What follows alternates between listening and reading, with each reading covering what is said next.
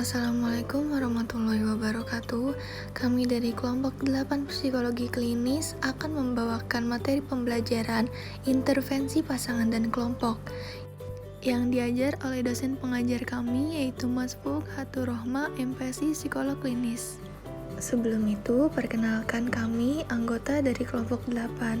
Yang pertama ada Hana Taufikoh, yang kedua Kortanisa Imani Vidya Cinta, yang ketiga Ratu Nada Juwita, yang keempat Rizky Arsya Nabila, dan yang terakhir Widya Kurnia Putri.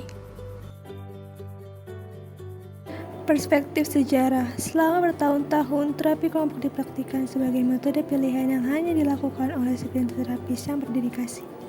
Yang lain juga menggunakannya, terutama pada saat beban kasus mereka sangat berat, sehingga terapi kelompok adalah satu-satunya cara mereka agar bisa mengatasi kelebihan beban. Selain itu, terapi kelompok digunakan sebagai teknik tambahan. Salah satu penggunaan formal paling awal dari metode kelompok adalah pekerjaan Joseph Huppert dengan pasien tuberkulosis pada tahun 1905. Ini adalah pendekatan inspirasional yang menggunakan ceramah dan diskusi kelompok untuk membantu mengangkat semangat pasien depresi.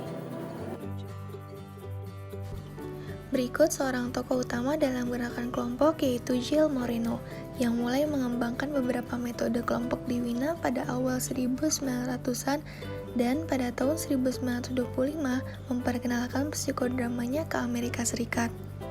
Moreno juga menggunakan istilah terapi kelompok. Seperti yang telah kita amati sebelumnya, sejumlah besar veteran perang secara tajam meningkatkan permintaan akan konseling dan terapi. Keterbatasan lembaga dan fasilitas rumah sakit yang ada mengharuskan penggunaan metode kelompok untuk mengatasi permintaan yang mendesak. Pendekatan terapi kelompok. Pendekatan yang berbeda untuk terapi kelompok berasal dari teoritis yang berbeda, dan deskripsi terapi kelompok ditulis dalam berbagai bahasa teoritis. Terapi kelompok psikoanalisis. Sebagian besar bentuk terapi kelompok psikoanalitik pada dasarnya adalah terapi yang dilakukan dalam pengaturan kelompok. Wolff percaya bahwa dinamika kelompok adalah sekunder dari analisis individu dan bahwa peran terapis adalah kuncinya. Berbeda dengan psikoterapi individu, terapi kelompok dapat memungkinkan pengalaman analitik yang lebih dalam karena individu dapat bersandar pada kelompok dan dengan demikian meningkatkan toleransi kecemasan mereka. Biasanya kelompok-kelompok ini terdiri dari 8-10 anggota. Pasien sering bebas mengasosiasikan perasaan mereka tentang anggota lain, melaporkan mimpi, dan menganalisis perasaan penolakan dan pemindahan terhadap terapis dan anggota kelompok lainnya. Psikodrama. Ini adalah bentuk role-playing yang dikembangkan oleh Moreno. Para pasien memerankan peran seperti mereka sedang bermain. Akting ini dikatakan membawa tingkat kelegaan emosional atau katarsis dan spontanitas yang meningkatkan wawasan dan pemahaman diri. Pasien mungkin diminta untuk bermain sendiri atau peran lain. Drama ini mungkin melibatkan suatu peristiwa dari masa lalu pasien atau peristiwa yang akan datang. No, she's not in Paris. Well, she lives in New York. She lives in New York. Yes. Is it your mother? Yes, she's my mother. Your mother. She came over for... Dia percaya bahwa psikodrama ini jauh lebih efektif daripada sekadar berbicara dengan terapis, khususnya untuk pasien yang terhambat atau kurang keterampilan sosial. Psikodrama dapat menyebabkan peningkatan tinggi ekspresi diri dan pengembangan keterampilan sosial yang tinggi. Analisis transaksional. Eric Bernard tahun 1961 adalah pengembang dan kekuatan dinamis di balik analisis transaksional. Keadaan ego terdiri dari ego anak, ego orang tua, dan ego dewasa. Keadaan ego terbagi menjadi dua, yaitu positif dan negatif. Anak yang positif itu spontan, tanpa hambatan, dan kreatif. Sedangkan anak yang negatif itu ketakutan, terlalu emosional, atau penuh rasa bersalah. Di sisi positif, keadaan orang tua dapat dicirikan sebagai mendukung, penuh kasih, atau pengertian. Sedangkan orang tua negatif menghukum dan cepat mengutuk. Keadaan ego orang dewasa kurang berorientasi pada perasaan dan emosi, dan lebih terlibat dengan logika, perencanaan, atau pengumpulan informasi. Tapi keadaan ego orang dewasa bisa masuk akal, yaitu di sisi positif atau tidak spontan di sisi negatif. Ada kesederhanaan konseptual untuk keseluruhan teknik yang tampaknya membuatnya dapat dipahami dan mungkin lebih dapat diterima baik oleh pasien maupun profesional. Namun kesederhanaan ini ditambah dengan semangat dari beberapa praktisi TA telah menyebabkan popularitas yang bisa berbahaya. Kritikus berpendapat bahwa masalah manusia adalah peristiwa kompleks yang tidak dapat dengan mudah diterjemahkan ke dalam permainan, dan bahwa keuntungan apapun dari prosedur semacam itu kemungkinan akan berumur pendek. Grup Gestalt. Terapi Gestalt berfokus pada mengarahkan pasien ke kesadaran saat ini dan penghargaan akan keberadaan seseorang di dunia. Dalam terapi kelompok ini dicapai dengan berkonsentrasi pada satu anggota pada satu waktu. Terapis yang ada berfokus pada pasien, sedangkan anggota kelompok lainnya bertindak sebagai pengamat. Pasien diminta untuk mengalami perasaan dan perilakunya, kehilangan pikiran dan menemukan inderanya. Anggota kelompok lainnya bukan hanya pengamat pasif, mereka mungkin dipanggil untuk mengatakan bagaimana mereka memandang orang yang duduk di kursi panas. Kadang-kadang ada sedikit permainan peran, pelaporan mimpi, dan dialog antara pasien.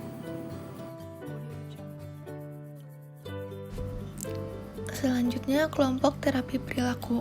Kelompok terapi perilaku mengajari pasien dalam pengaturan kelompok bagaimana cara bersantai dan juga memungkinkan untuk membangun kecemasan umum secara bersamaan dengan beberapa pasien.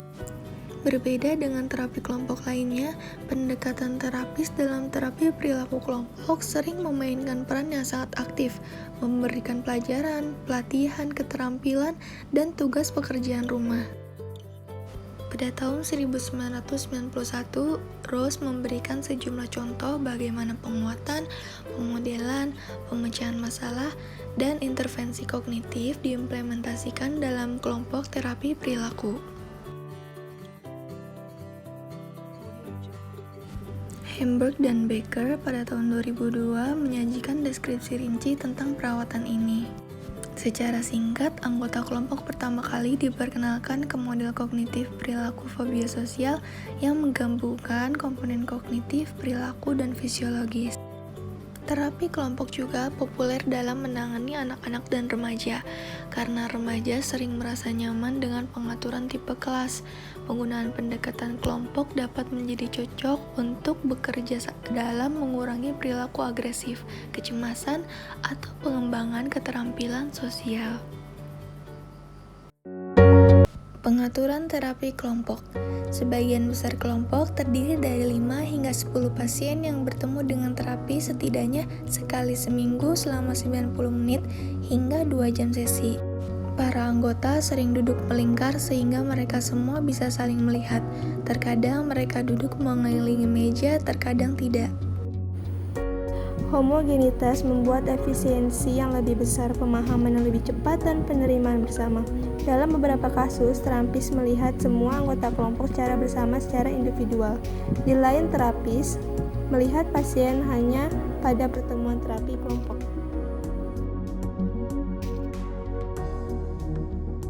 Grup terbuka menerima anggota baru setiap kali seseorang meninggalkan kelompok. Kelompok tertutup tidak menerima anggota baru setelah kelompok mulai berfungsi. Masalah kerahasiaan dalam terapi kelompok bisa menjadi penting. Dalam menjelaskan pengaturan kelompok dan aturan kepada anggota kelompok, terapis mungkin merasa perlu untuk menyatakan bahwa meskipun semua anggota harus menjaga kerahasiaan sesi, tidak ada jaminan akhir yang dapat ditawarkan. Faktor kuratif. Yalom 1975 telah menetapkan serangkaian faktor kuratif yang tampaknya mendefinisikan esensi dari apa yang ditawarkan metode kelompok ini, yang terdiri dari menyampaikan informasi, menanamkan harapan, universalitas, altruisme, pembelajaran interpersonal, perilaku meniru, rekapitulasi kolektif, katarsis, kekompakan kelompok. Apakah terapi kelompok bekerja? Tinjauan literatur penelitian menilai kemanjuran psikoterapi kelompok secara konsisten menyimpulkan bahwa pengobatan kelompok lebih efektif daripada tidak ada pengobatan. Hal ini terutama berlaku untuk orang dewasa dan remaja dengan diagnosis gangguan panik, fobia sosial, atau gangguan makan, dan bagi mereka yang dirawat dengan terapi kelompok perilaku kognitif. Keuntungan utama dari terapi kelompok adalah lebih efisien dan lebih ekonomis, terutama waktu perawatan kelompok yang terbatas. Masa depan terapi kelompok. Salah satu alasan utama adalah bahwa klien dan terapis cenderung memandang terapi kelompok sebagai bentuk perawatan pilihan kedua. Lebih sedikit klien yang dirujuk untuk terapi kelompok dibandingkan dengan bentuk pengobatan lainnya. Bahkan mereka yang dirujuk mungkin tidak menindaklanjuti dan bergabung dengan kelompok. Teori keluarga. Bukti dari ketertarikan khusus pada pengobatan keluarga sering muncul di jurnal klinis seperti Journal of Consulting and Clinical Psychology. Contohnya, untuk anak terapi seminggu 2 kali, selama itu anak akan terlibat dalam bermain ekspresif atau hal-hal yang dianggap memiliki katarsis. Banyak dokter percaya bahwa wawancara lebih bertanggung jawab dibanding pengalaman dalam ruang bermain, seperti pengalaman klinis membuka jalan bagi perkembangan gerakan terapi keluarga. Perkembangan terapi keluarga. Frusciante dan Jacobson tahun 1991 melacak asal terapi keluarga untuk gerakan pekerja sosial abad ke-19. Perspektif behaviorisme dan humanisme membuka jalan bagi pengobatan alternatif seperti terapi keluarga untuk menjadi pilihan yang layak untuk dokter. Dalam memahami skizofrenia, sebuah kelompok penelitian Palo Alto mendekati masalah dari sudut pandang komunikasi. Untuk mempengaruhi anggota keluarga, seseorang harus berurusan dengan sistem anggota keluarga. Fokus komunikasi dapat dilihat dalam banyak hal sebagai konsep sentral dalam terapi keluarga dan sistem teori umum. Terapi adalah suatu proses mengoreksi kurangnya informasi atau mengubah cara umpan balik. Terapis mencapai perubahan yang positif dengan menggunakan umpan balik yang mengubah cara sistem fungsi, bukan dari kesadaran konflik intrapsikis pasien. Banyak terapis keluarga berbagi tujuan utama untuk meningkatkan komunikasi dalam keluarga dan menekankan masalah individu dalam mendukung mengobati masalah keluarga secara keseluruhan. Terapis harus belajar mengenai peran keluarga dan sesuatu tentang subkultur istimewa yang ada di keluarga. Informasi ini digunakan untuk meningkatkan komunikasi atau untuk menghadapi anggota keluarga. Terapi keluarga gabungan. Menurut Satir, ada 5 bentuk dasar dari komunikasi, yaitu menenangkan, menyalahkan, super wajar, tidak relevan, dan kongruen. Terapi keluarga secara berkelompok. Dalam terapi ini, salah satu terapis melihat semua anggota keluarga dalam setiap kesempatannya. Tujuan keseluruhan adalah sama seperti terapi keluarga. Pada terapi kolaborasi keluarga, para terapis berkumpul untuk mendiskusikan pasien mereka dan keluarga secara keseluruhan. Pendekatan terapi perilaku keluarga. Analisis ini membantu mengidentifikasi perilaku yang frekuensinya harus ditambah atau dikurangi, serta imbalan yang menjaga perilaku yang tidak diinginkan atau yang akan meningkatkan perilaku yang diinginkan.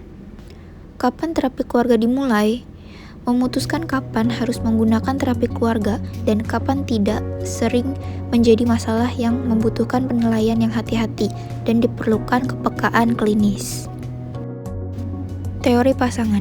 Bauke menyatakan bahwa terapi pasangan emosional terfokus adalah bentuk perawatan yang efektif, terutama untuk pasangan yang memiliki tingkat kesukaran dan EFT lebih unggul dari BMT di setidaknya 1 studi. Sexton menyetujui penilaian hasil lapangan dari kemampuan pasangan untuk mengarahkan proses terapi dan kekuatan analisis terapeutik berkontribusi pada hasil positif dalam terapi pasangan. Ekspresi emosi yang kuat, perasaan negatif, dan permusuhan dalam kelompok pengaturan bisa mengancam kesatuan keluarga dan mengguncang dasar-dasar otoritas dan menghormati orang tua. Para mitra non-terapi percaya bahwa mitra mereka lebih terbuka, empatik, dan komunikatif itu sebagai akibat dari terapi. Pada saat yang sama, mereka mengungkapkan perasaan pengecualian, kebencian, dan ketidakcocokan karena hubungan pasangan mereka dengan terapis. Stop self-diagnose. Penegakan diagnosa hanya dilakukan oleh tenaga kesehatan profesional, seperti psikolog klinis maupun dokter. Sekian materi pembelajaran dari kelompok kami. Mohon maaf apabila ada kesalahan dan terima kasih telah mendengarkan kami hingga akhir. Wassalamualaikum warahmatullahi wabarakatuh.